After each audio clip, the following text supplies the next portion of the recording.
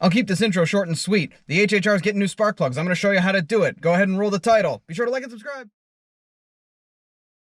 Alright, so for this job, you're going to get a 10mm socket, a 5/8 inch spark plug socket with an extension on it, and a flathead screwdriver. Alright, first thing you're going to do is grab that screwdriver and disconnect the two hose clamps so you can remove the air cleaner. It comes off easily enough, just make sure you disconnect the mass airflow sensor. Next up, you're going to disconnect the coil packs. Just squeeze the little tab and they'll pop right out. After that, you're going to want to go ahead and remove the coil pack retaining screws using your 10mm socket. I keep mine in the little magnetic tray that I picked up at Harbor Freight. I really can't recommend these things hard enough. It's a great way to hold on to all the little parts and components and your tools while you're working under the hood like this. With the retaining screw removed, you can get the coil pack out. Just give it a few jiggles side to side. It shouldn't put up too much of a fight. With the coil pack out of the way, you can get the spark plug socket with the extension down in there and use the ratchet to break it loose. It's going to take a considerable number of spins to get it out, but you should be able to just spin the extension. Place the new spark plug into the spark plug socket. Make sure that rubber grommet inside has a firm hold. Lower it slowly into the cylinder, making sure not to bump the end of the spark plug against anything. You should be able to roll the extension and thread the spark plug almost the entire way in, only using your ratchet to give it the final tighten. It's also important to change the coil boots during this process. We're going to do that right now. Grab it firmly and give it a couple jiggles. It's not too hard to get it loose, and make sure you take out the internal components.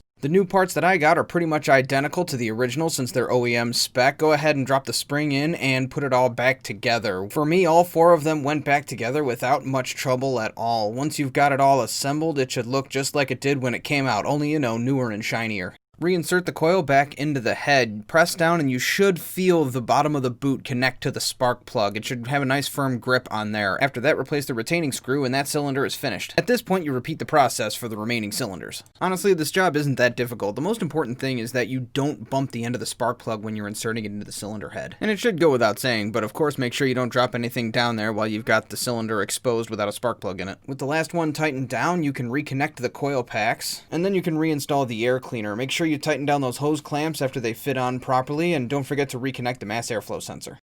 Alright, so that's going to do it for this video. Thanks for hanging out, guys. If I was able to help, maybe consider hitting that like button, and if you're new to the channel, consider subscribing. We do a lot of fun stuff with all our other toys we got around here.